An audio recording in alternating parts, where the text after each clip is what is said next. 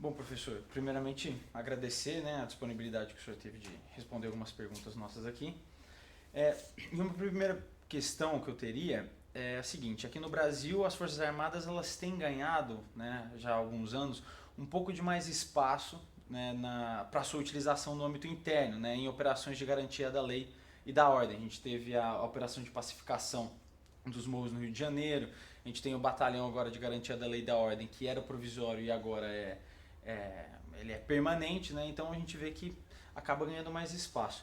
O que eu queria perguntar para o senhor é se essa tendência, né, essa retomada das Forças Armadas de alguns espaços aqui no âmbito interno, no Brasil, ele é um movimento solitário na América do Sul? Ele é um movimento que acompanha uma tendência regional ou ele está indo mesmo, né, numa contramão?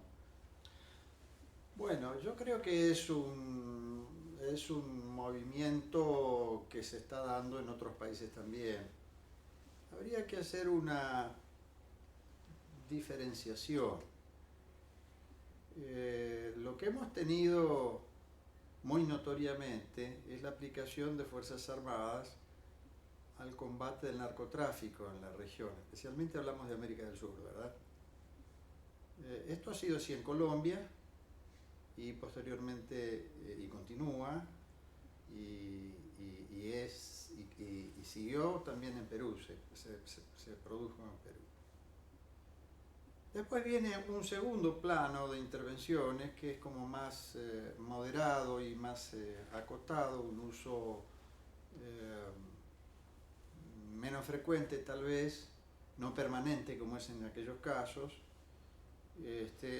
Ahí podemos anotar la participación que hay en Brasil y tal vez en algunos otros países de América del Sur.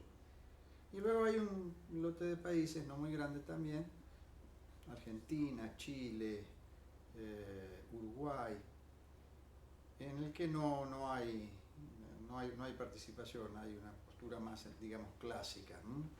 Una cosa es el papel de los militares, otra es el papel de las fuerzas de seguridad o policiales. Una cosa son los soldados, otra cosa son los policías. Me parece que Brasil está en una situación intermedia, hablando simplemente de cómo se manifiestan los hechos, ¿no? Como los percibo yo por lo menos. Así que mi respuesta a esto sería sí, me parece que hay un aumento de países que están aplicando Fuerzas Armadas a trabajos referidos a seguridad interna, seguridad interior. Me parece que eso tiene una problemática cualitativa importante.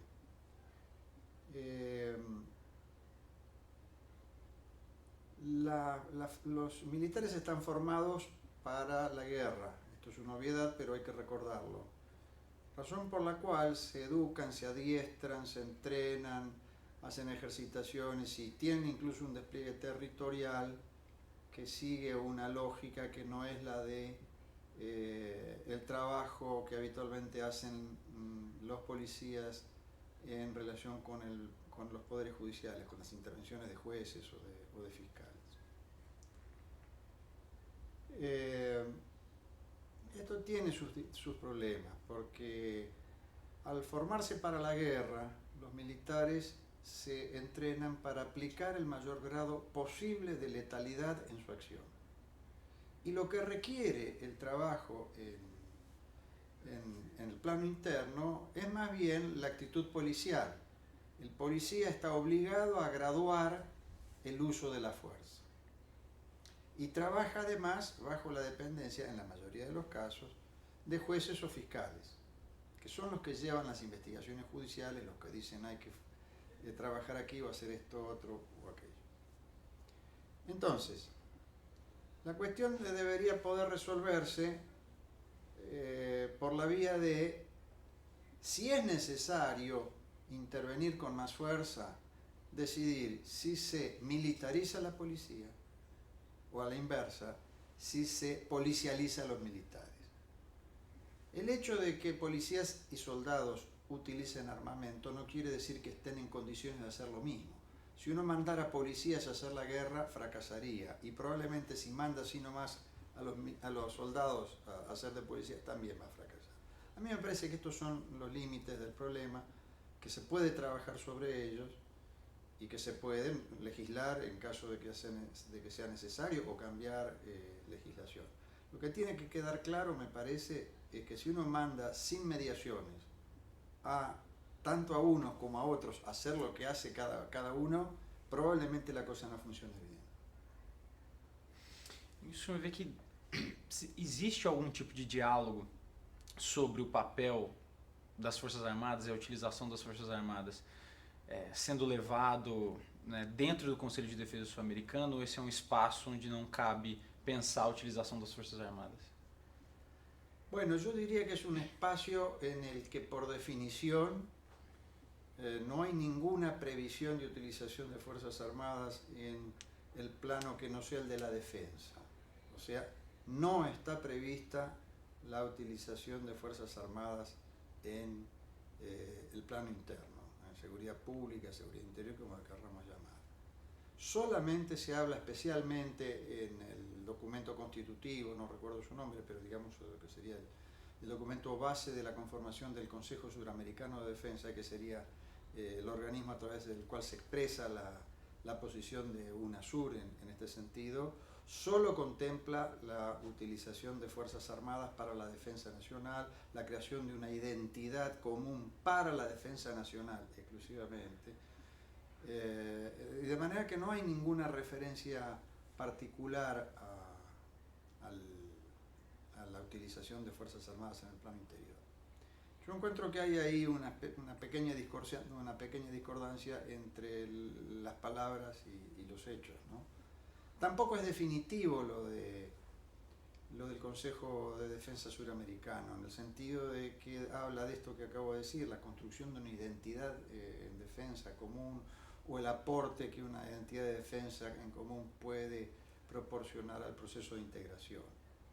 Es decir, no hay una cosa taxativa, es decir, no, esto no. Pero ahí me parece la indicación de una manera general de abordar las cosas. Y desde ahí digo, me parece que puede llegar a haber una pequeña discordancia entre lo que está escrito y lo que efectivamente se hace en algunos casos. Sobre esse ponto que o senhor colocou agora de uma identidade compartilhada em matéria de defesa, a gente vê aí nos pontos que o senhor levantou que a Argentina tem uma concepção sobre a utilização das Forças Armadas, Colômbia e Peru tem outro, o Brasil está num estágio intermediário. O senhor acha que esse ponto pode ser uma dificuldade, um obstáculo a uma construção de uma identidade compartilhada, ou é um segundo plano, ou se até o Conselho de Defesa sul-americano, de alguma maneira, ele ajudou os países, ele representou um avanço significativo para poder construir essa identidade, ou ela continua ainda um horizonte longe? A mí me parece que hay un problema, como decía, que las palabras van por un lado y los hechos van por otro. En las palabras muchas veces se pone mucha buena voluntad y a la hora de tener que trabajar sobre la realidad concreta, sobre los problemas específicos, mandan las necesidades y no las cosas que uno preferiría. En cierto modo creo que hay casi un exceso de retórica, diría, y una mirada tal vez no del todo suficiente sobre lo que está pidiendo la realidad. Nosotros en Argentina estamos muy cómodos con la situación que tenemos, pero nosotros tenemos fuerzas de seguridad que están en el medio, digamos así, entre policías y soldados. Entonces hay un montón de tarea que ante la limitación eventualmente de las policías puede ser realizada por las fuerzas de seguridad que están preparadas para eso. Se llaman Gendarmería Nacional, Prefectura Naval, Policía de Seguridad Aeroportuaria, por ejemplo.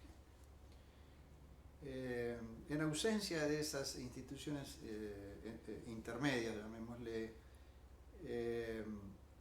a veces sucede que la necesidad convoca a echar mano de las Fuerzas Armadas para aplicarlas a la seguridad. Yo encuentro que en este momento hay una no necesaria correspondencia entre lo que está planteado en los documentos de UNASUR y lo que está sucediendo, de hecho.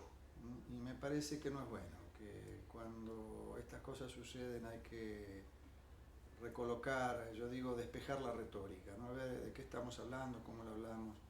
Y si hay problemas que deben ser rediscutidos, merecería que se rediscutieran y no que quedaran sujetos a que, bueno, los vaya arreglando el tiempo, tal vez, o quién sabe quién. Eso es lo que veo, ¿no? En síntesis, me parece que lo que pide UNASUR y el Consejo de Defensa Sudamericano es construcción de una identidad en defensa y se ha trabajado en un buen sentido en este plano, pero hay este otro costado que se manifiesta en los hechos y que hace ruido, por decirlo de esta manera. E o senhor vê um investimento, quem sabe, um investimento político assimétrico dos países no Conselho de Defesa sul-americano? A Argentina, por exemplo, o senhor foi chefe do gabinete do Ministério da Defesa do Nestor Kirchner, ela tem ocupado espaços muito importantes no Conselho de Defesa e o Brasil ele iniciou um projeto, né, investiu, mas atualmente não se parece que ele investe tanto. O senhor vê uma diferença? Sí, pero eso también tiene que ver muchas veces con evaluaciones que se hacen suponiendo que todo el mundo pudiera comprometerse de la misma manera, porque comprometerse significa también poner recursos y en ese sentido lo quiero decir, ¿no? Pero también hay otra cosa, a veces se ve la intervención de los países más grandes de la región como un afán de protagonismo mayor, de incidencia mayor. Yo creo que Brasil trabajó mucho para la conformación de UNASUR y ha preferido resguardar un segundo lugar, cosa de no aparecer como, bueno, como si fuera un actor que busca hegemonía en el espacio, ¿no? Es eso, me parece que juegan posibilidades en el sentido materiales por un lado y por otro lado el resguardo de cómo puede ser leída determinadas maneras de intervenir, ¿no? Yo creo que hemos trabajado bien Brasil y Argentina en este terreno. Sim. O senhor também foi embaixador da Argentina no Haiti, né? Então, sobre o tema de operações de paz, o senhor vê que de que maneira a atuação dos países em operações de paz ela realmente contribui para a cooperação entre eles? Tem um transbordamento dessa cooperação em operações de paz? Yo creo que la experiencia de la MINUSTAH en Haití, sobre todo en toda la primera fase y lo que vino luego, fue muy buena, fue muy buena. La primera fase, digo, cuando hubo que tomar la decisión de pacificar Puerto Príncipe también, se había pacificado con Naipes y otras regiones, Cap-Haïtien.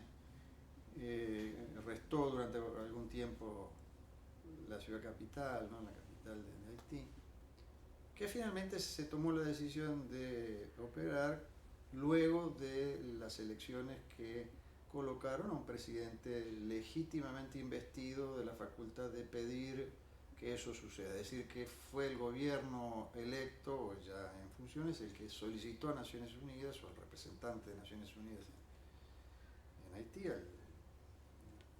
digamos, el jefe político de la misión, que se interviniera también en Puerto Príncipe. Es importante porque la cuota de legitimidad que dio el pedido de un presidente constitucional fue importante para poder operar con tranquilidad. A mí me parece que fue una gran experiencia la de Haití en términos de conocernos más, mejor, vernos actuar operacionalmente, en términos de colaboración, de solidaridad, sobre todo los países latinoamericanos, ¿no? Que empezamos pocos y fue creciendo, además se fueron incorporando otros. Se alcanzó a establecer mecanismos de coordinación que llevaban el nombre de 2x N. Dos eran representantes de las cancillerías y de los ministerios de defensa porque estaban ambos aspectos combinados, ¿no? Había diplomáticos y estaba la misión de paz. Entonces había representación de los ministerios de defensa y los ministerios de relaciones exteriores por el número de países latinoamericanos que formaran parte. Empezamos 2 por 3, que éramos Argentina, Brasil, Chile, luego fueron 2 por 4 porque apareció rápidamente Uruguay y se incorporó también. Y así fue creciendo cuando se incorporó Ecuador y después más tarde otros países, hasta Guatemala, en fin. Yo creo que llegamos a ser 2 por 9 o tal vez más, de lo que yo recuerde. Eso fue muy útil. Fue muy útil, aprendimos mucho en el terreno, aprendimos mucho en la coordinación entre nosotros mismos, nos dimos cuenta de las capacidades que tenemos, verdaderamente operábamos muy bien, había contingentes de otros países, de otras regiones que no eran Latinoamérica, y bueno, conseguimos, uno se pone a prueba en esas circunstancias, y la verdad es que hemos realizado un trabajo verdaderamente muy bien llevado, muy interesante. Tendría que decir, para completar el comentario, que me parece que si algo no trabajó tan bien, yo diría casi que fue un trabajo que debería mejorarse mucho y que habría que abrir discusiones serias y consistentes, fue la cooperación internacional para el desarrollo, para mejorar las condiciones de vida en Haití, fomentando el desarrollo. Ahí me parece que las cosas no anduvieron tan bien. Lo que nos tocaba a nosotros, que era cubrir la parte de estabilización, yo creo que se consiguió y se lo hizo muy bien, y el papel que jugamos los países latinoamericanos fue muy importante. Ok, então, professor, muito obrigado. No, ustedes, muchas gracias.